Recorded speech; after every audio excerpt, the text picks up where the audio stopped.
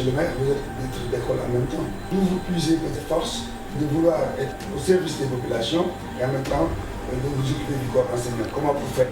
Merci Kéman TV. C'est un grand plaisir pour moi vraiment de vous accueillir ici dans la commune de Koul et plus particulièrement à Risso. Vous savez, M. Fall, moi, je vis par l'école. L'école donc c'est ma seconde famille.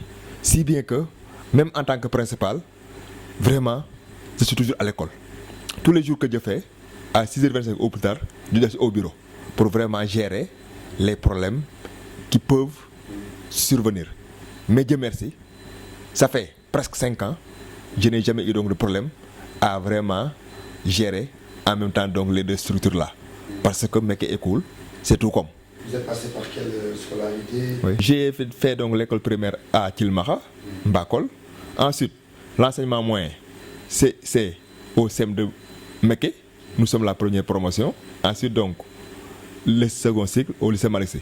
Après donc le lycée Malick, donc, je suis parti à l'université pour faire lettres modernes de 85 à 90. C'est là que j'ai décroché donc, mon certificat de maîtrise, mais avec la famille vraiment qui n'était pas du tout nanti, j'étais obligé donc de faire le concours pour aller à l'école normale supérieure. Donc, entre 89 et 90. Et donc, je suis sorti en octobre 90 pour être affecté au lycée Cheikh Ahmadou Bamba de Diourbel, qui a été donc mon premier poste. Donc, du lycée Cheikh Ahmadou Bamba de Diourbel, j'ai permuté pour aller au CEM Gaïndé Fatma de Mbacké, pour faire 6 ans, revenir à Tivaouane, faire 1 an, et ensuite maintenant rentrer définitivement donc à Méké. Donc, depuis 99, octobre 99, vraiment, je suis presque à Méké. Mis à part les incursions que j'ai faites au CEM de Mékhé Village en tant que principal intérimaire, mais aussi à l'inspection départementale de Tivaouane où j'ai ouvert le bureau enseignement moyen secondaire. Ensuite, on m'a proposé encore comme principal intérimaire au CEM de Koul, que moi-même j'ai piloté pour son ouverture quand j'étais donc responsable du bureau enseignement moyen secondaire de l'inspection départementale de Tivaouane. Et depuis 2012, je suis donc principal du CM2 de Mékhé.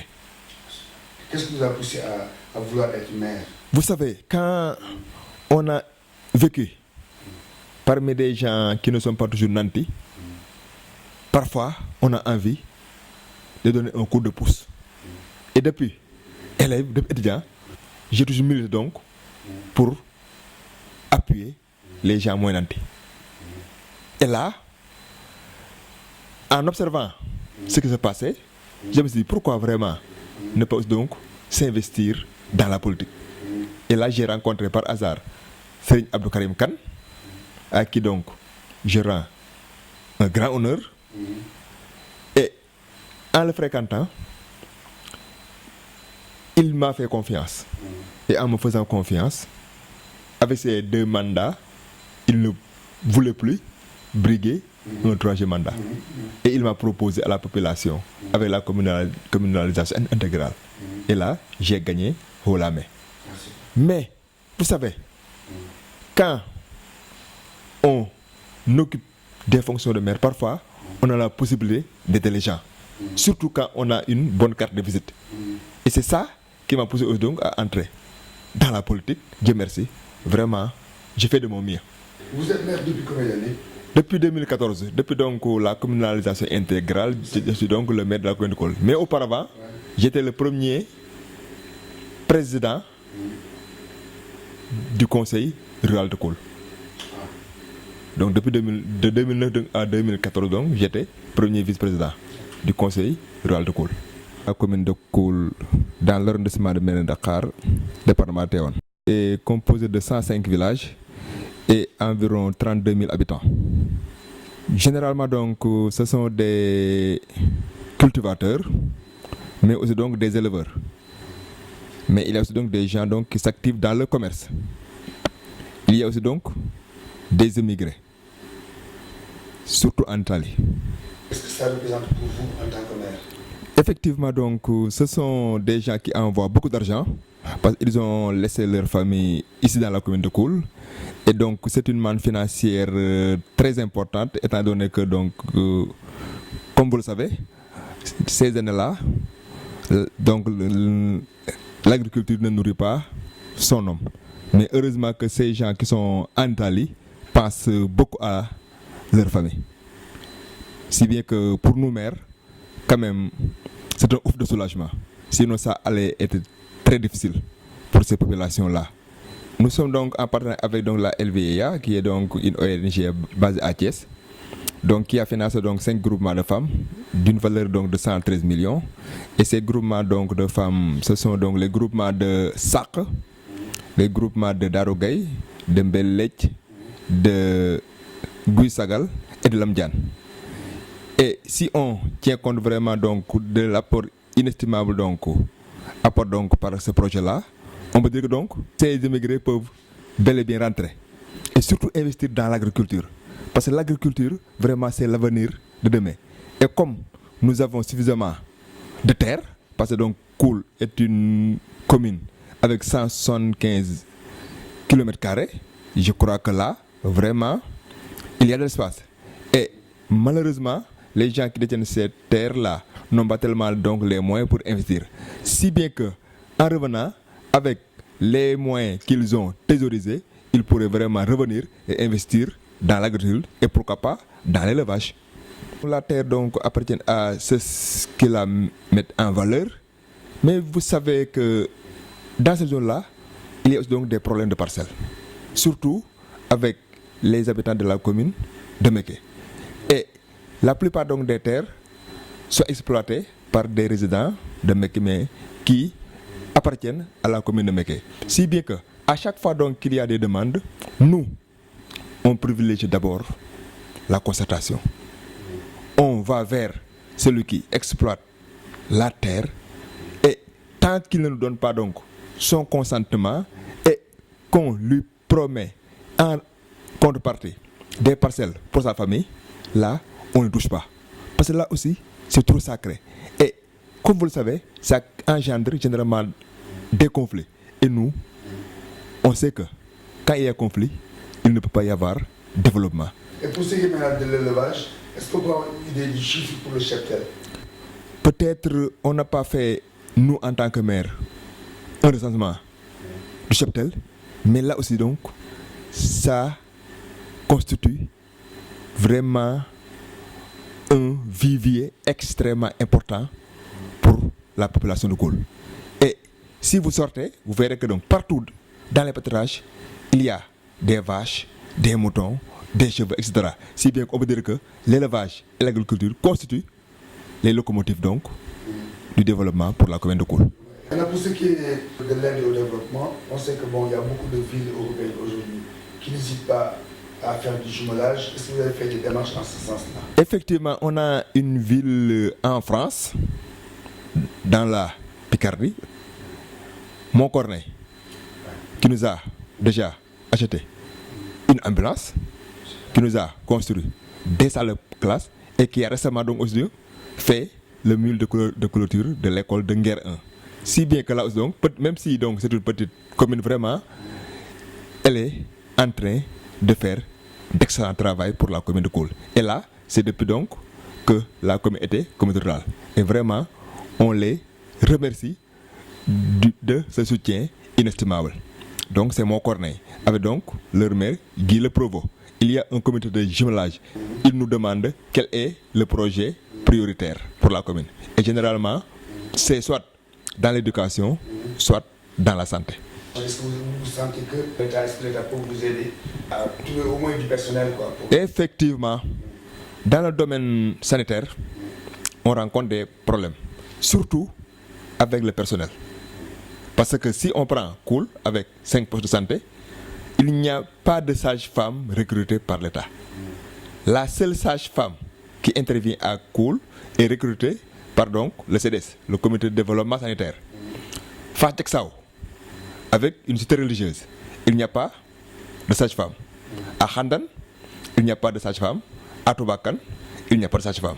Si bien que là aussi donc, il y a problème. Surtout donc avec les femmes en âge de procréer. Mais aussi avec les ambulances. L'année donc, ça fait 2 ans donc, l'année, ça fait 2 ans du moins, l'État donnait donc des ambulances à certaines communes. Mais malheureusement, la commune de Koul n'en a pas bénéficié, mais je crois que ce n'est que partie remise. Parce que peut-être on attend une haute dotation, et certainement avec cette dotation-là, il y aura peut-être une ambulance pour la commune de Koul. Mais aussi, il y a le problème donc des maternités.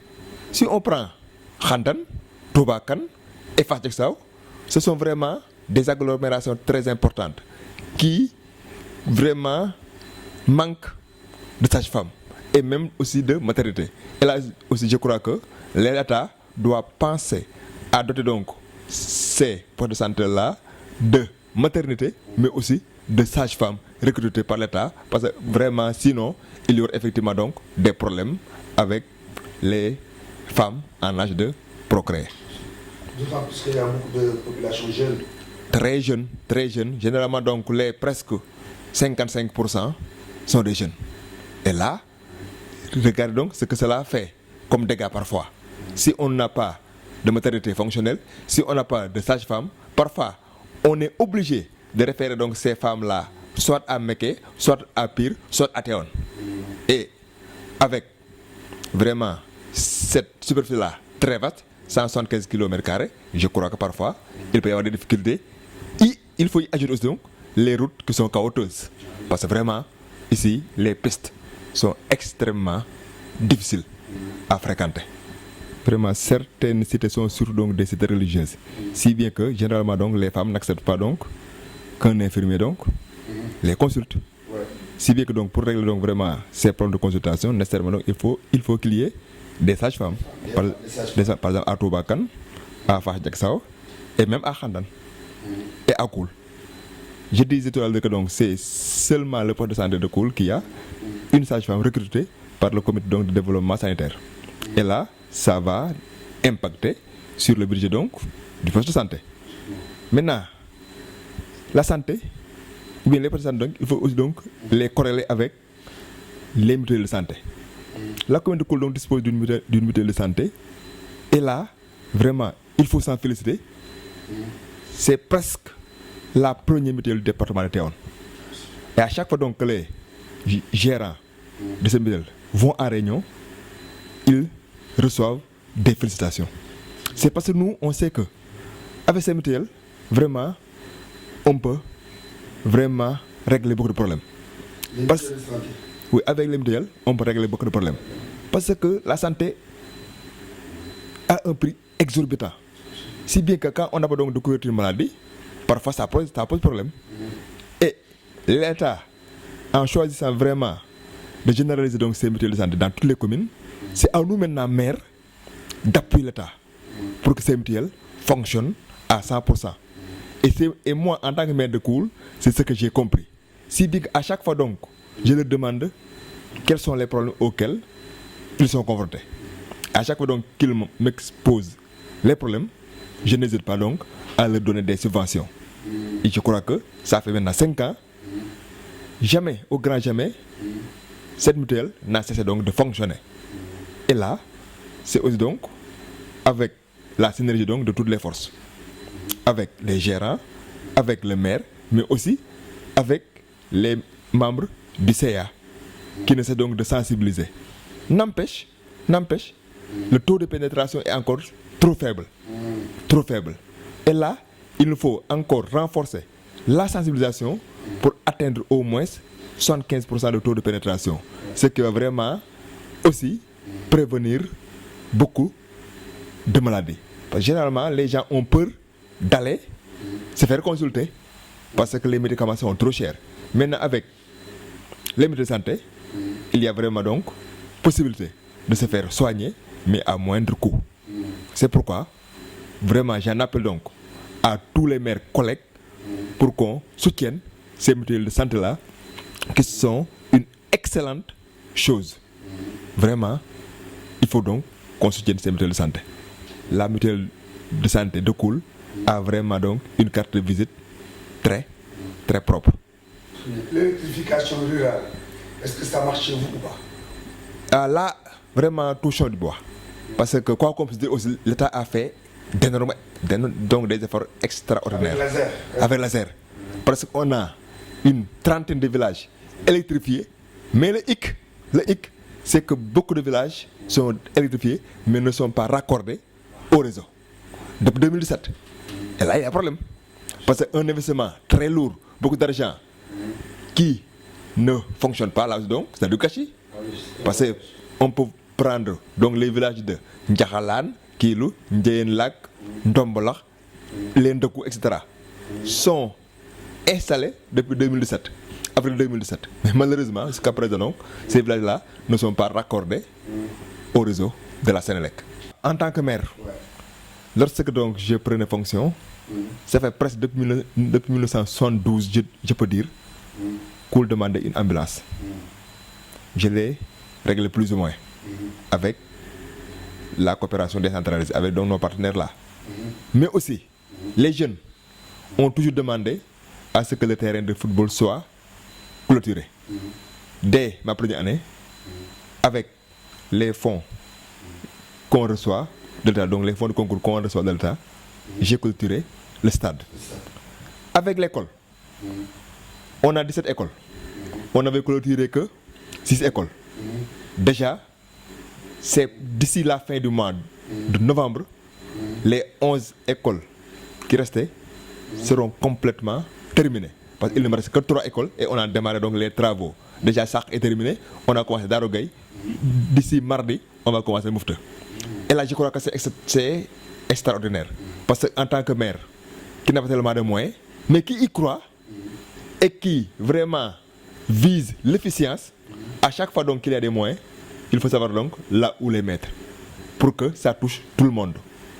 Mais aussi, avec le poste de santé de Fadjaksao, c'est dès ma première année, j'ai construit un poste de santé avec 35 millions de construction et 15 millions d'équipements. Ça fait 50 millions. Maintenant, avec l'école, vraiment je crois que, et la santé, je crois que j'ai fait beaucoup de choses. Et là, peut-être ce n'est pas le maire qui va le dire, mais la population, à chaque fois que l'occasion se présente, vraiment le dit à vive voix, à haute et intelligible voix, comme on dit en français. Et je crois que pour la jeunesse, pour les femmes, comme je l'ai dit, déjà, on est en partenariat avec la LVIA. Mais aussi, on est en train de réaliser actuellement 2 fermes de 5 hectares. Oui, fermes agricoles de 2 hectares. Avec chaque ferme, 65 millions. Et là, c'est avec l'appui de l'État. Maintenant, avec l'équipement sanitaire aussi, je crois que vraiment, actuellement, on a donc un appareil ophtalmologique. Sous peu, on va acheter donc aussi donc